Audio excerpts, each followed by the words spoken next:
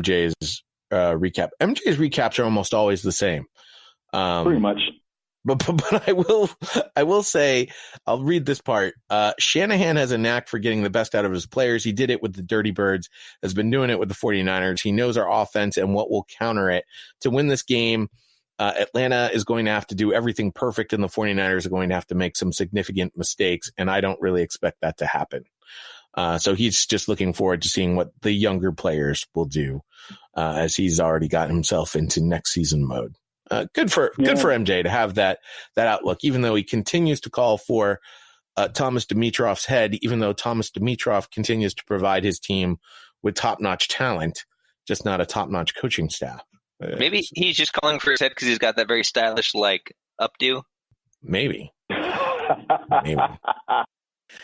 The Los Angeles Rams are 8-5. The Dallas Cowboys are 6-7. And this is the Fox America's Game of the Week.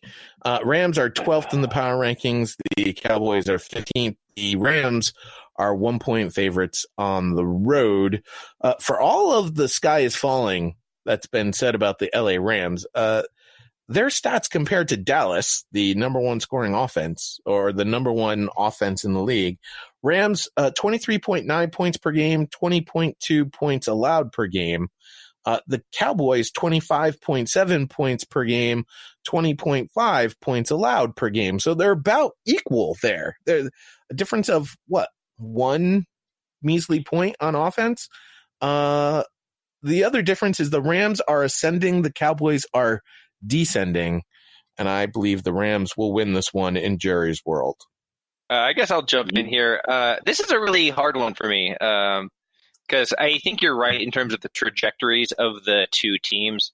That being said, I do overall just like the Cowboys roster a little bit more, and at a certain point, I mean, they have to bounce back, right?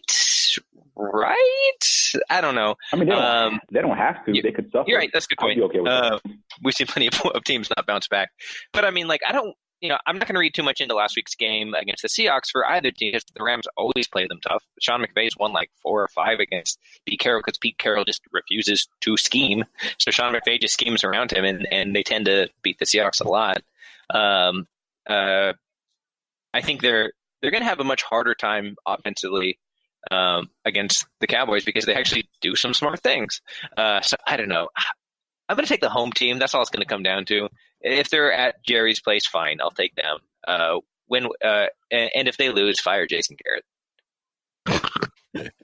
Wow. That's probably the sentiment around the league, but I don't think he's going to get fired. The last 2 times we saw the Cowboys, they were getting smacked senseless by the Bills on Thanksgiving night or Thanksgiving afternoon. And last Thursday, they basically quit against the Chicago Bears. I really don't know what's going on with this team because, I mean, for all that my team is doing to try not to win games, they're also trying not to win games. And as most commentators keep saying, no one wants to win the NFC East, I'm convinced. But I really, for all the big-name talent on the Cowboys team, they really shouldn't be playing this way. They really shouldn't. I mean, Pod, you mentioned the Cowboys are 6-7 now, and the Rams, what's their record? 8-5. And that's probably where the Cowboys should be right now going into this game. I mean, they're easily 3 games on their schedule they probably had no business losing.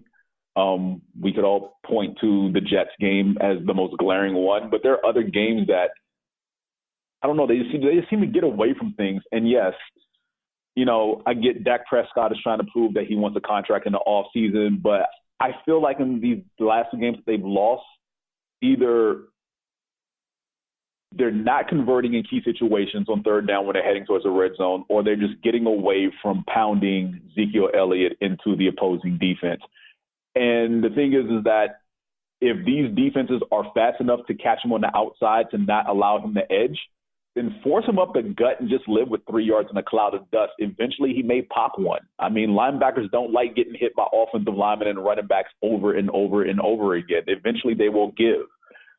And that's pretty much where these games get away for Dallas, as far as from what I've seen. Kevin may have a different perspective, but before we get to that, if you actually wrote something, the Rams, okay, well, there's that. Gerald Everett is still day-to-day with his knee injury for the Rams.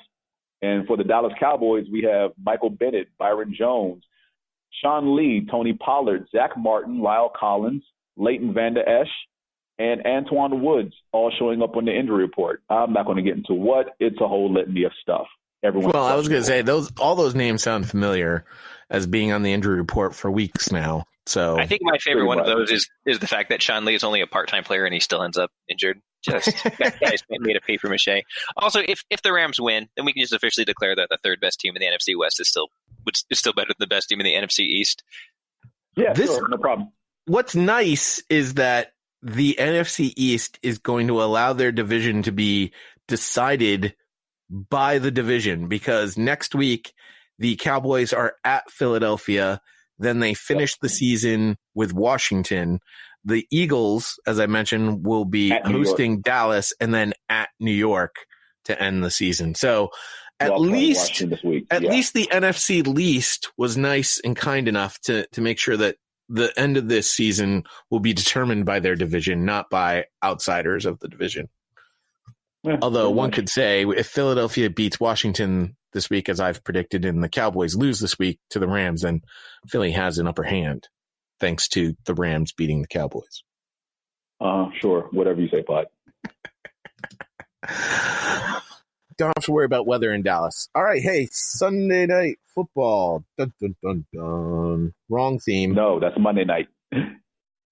The Buffalo Bills are 9-4. The Pittsburgh Steelers are 8-5. The Bills are 9th in the power rankings.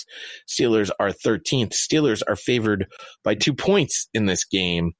With a win against Buffalo, Duck Hodges, or Duck Dodgers, as I like to call him, would tie Virgil Carter 4 wins in 1968 and Phil Simms 4 in 1979 for the third longest streak of wins by a rookie quarterback to begin a career in the Super Bowl era. Interesting to note that the top 2 quarterbacks with the longest winning streaks to start their careers are also Steeler quarterbacks.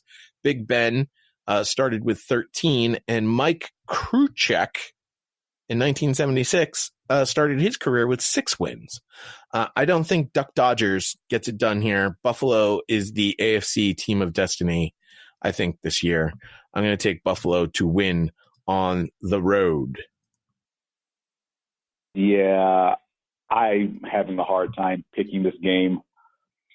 I like what the Bills have been doing lately. I like what the Steelers have been doing with virtually their household names on offense not being there.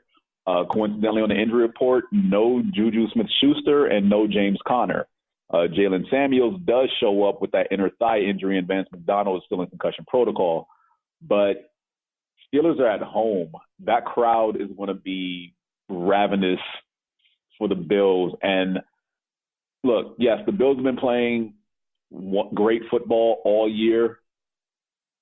Nothing that they've done this season is going to compare to the environment that they're going to be in come Sunday night in Pittsburgh. I mean, that crowd is going to give them everything. And it's one thing to play a Thanksgiving Day game where the whole nation's watching on Thursday afternoon at Dallas.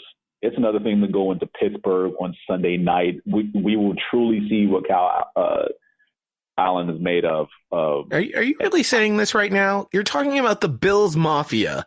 You don't think Buffalo is ready for a big atmosphere? Is Buffalo going to be 1/3 of the crowd in Pittsburgh? Probably not, because Pittsburgh sells out. Right. So outside of the tailgate in the parking lot, there are not going to be many Bills fans to make noise for them in that stadium. This is about the most hostile environment the Bills will play in all season, especially when you talk about the 2 teams that are currently 5 and 6 in the AFC playoffs. There's a lot riding on this. I am not as confident as you are that the Bills go in there and win this game. I'm just not. Justin, what do you think? I'm going to take the Bills in this one. I think we'll see good Josh Allen this week. That's kind of what I'm banking on. I don't know that I totally agree with the whole crowd effect is going to be huge here. I mean, it's December. They're coming from Buffalo. There's a chance that you're going to get frostbite in your legs and break off on the field. I don't think they're going to be that intimidated by a bunch of yellow handkerchiefs. The only other thing I'm going to add is Mike Tomlin for Coach of the Year. Absolutely. Oh, all right. Enough of this. So, the weather report, by the way, AM snow showers Sunday in Pittsburgh, low of 26 Sunday evening. I don't know how much the snow will happen there. You should be rooting on the Steelers in this game. This gives you another cushion between you and the Bills. You should. Yeah, it would, but fan. I'm not. See, here's the thing. While Josh Allen apparently has given every other team fits, like the Patriots have something like 6 or 7 interceptions on Josh Allen alone in the 3 games that they've played against him. I'm really not worried about the Bills coming to Foxborough. I probably should be, but I'm not. Yeah, you should be, considering the way your offense is playing. Correct. But let's get back to this Coach of the Year conversation. This is Harbaugh's award to lose. And I listened to you on the recap show, and I get it. I get why you're saying this about the job that Mike Tomlin has done this particular season. However, if you're going to take the position that Lamar Jackson is the reason, took it upon himself to make himself a better quarterback going into this season, then you can't say that the way that Mike Tomlin has coached these backup quarterbacks is the reason the Steelers have been winning. So you can't have it. You can't have your cake both ways there. Again, no. And again, it's not just the quarterbacks. It's everything that they've lost on offense. I mean, obviously, we always talk about Bell leaving and Brown leaving, and they came in the season, they lost Roethlisberger. Then he ends up benching the second-string quarterback after he got knocked out earlier in the year. You lose Connor, you lose Smith-Schuster. They pretty much still won all but one of those games that they missed when they were out. They turned their season around from 0-3 to 8-5.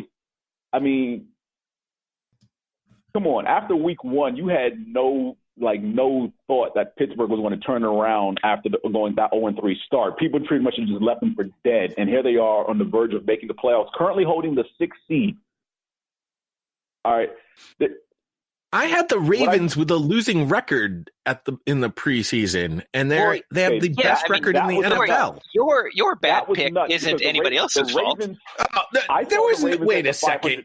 Everybody wasn't on the Ravens bandwagon in the preseason. I'm sorry. There might have been people that were higher on the Ravens than I was, but they weren't all like, the Ravens are going to win this division. I wasn't. No, they weren't going to win it. Go ahead, Justin. Okay.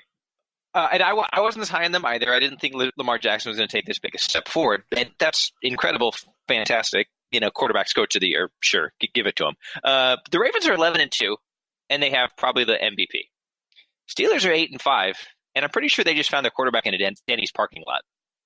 You tell me which is a better job on the coaching staff. They were right to move on from Bell. They were right to move on from Brown. So, and despite that, despite losing, everybody talked about, the Killer Bees, this is, what makes this whole thing move forward. They lost the Killer Bees, and they got this flying J crew or whatever. And look at where they're at. They're sitting in one of those playoff spots, and they weathered the early storm. And when they're sitting there at 0-3, that is peak opportunity for the team to collapse. And if anything, to me, that the rise from that 0-3 to where they are now is the coaching job. That hole to here is such a huge climb that the Ravens, who never really had a low point this year because they've just beaten everybody. I don't think you can compare the two. I don't think it's close. I mean, usually I think head coach of the year is whoever's team has most outperformed their roster, and my goodness, the Steelers have outperformed their roster. The only way here's where the Coach of the Year award gets won in Week 17, because that's when Pittsburgh will be at Baltimore, and they're going to have to win that game. Because if I see Pittsburgh losing this game against Buffalo, then they're at the Jets, and then they're at Baltimore. Steelers need to win at least 2 of these last 3 to make sure they're in the playoffs. They will. Well, you've got them beating Buffalo. I do not. So their season's on the line here